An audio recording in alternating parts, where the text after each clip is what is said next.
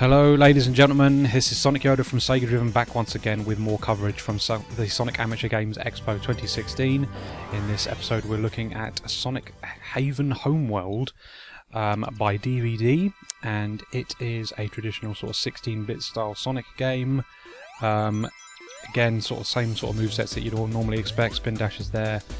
And once again we're looking at some incredibly pretty sprite work, and yeah, it's just honestly a great looking game, but it does make a pretty bad error in that the first stage in this demo is a water stage, which is just something you should really be avoiding if you're about to introduce people to your game, because water stages in general in Sonic games are generally quite slow and tedious, and this is no exception.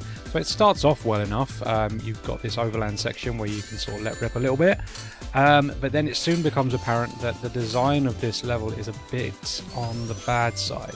The main badnik that you often face is this sort of snake thing that comes out of the ground, and it completely destroys any sort of flow that you'd have, or any momentum that you can sort of build up, because yeah, it just pops out of the ground, and you take damage, and it completely kills you the pace of the game.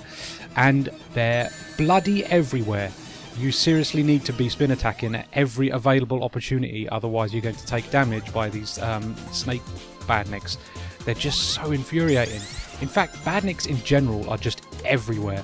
You can't build up any momentum, you can't find a nice flow with this.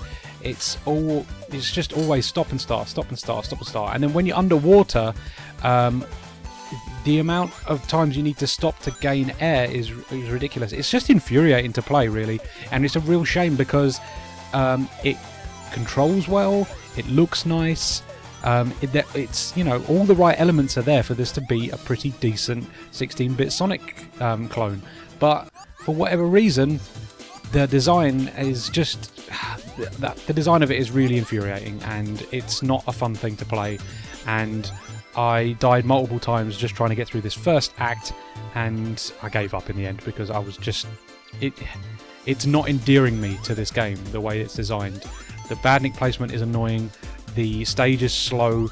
The amount of times you have to stop to get air is just, it's killing all the pace of the game, and I can't love it, which is really annoying because it's such a pretty and well programmed thing otherwise. Just yeah, design and level layout is not great. If that can be improved in future releases, or we can get a traditional sort of Green Hill style opening stage to muck around with in the demo, that would endear me more to this, and I could start to see the strengths in what they're trying to do here. But at the moment, badnik placement is bad, far too many of them. Level layout favours water, and water stages are dull as a general rule of thumb. And yeah, I really can't sort of recommend this one too well, unfortunately. It's certainly worth checking out for the artwork, and if you're looking for a challenge, I suppose this one is pretty high up there. It's just not an enjoyable one at the moment, unfortunately.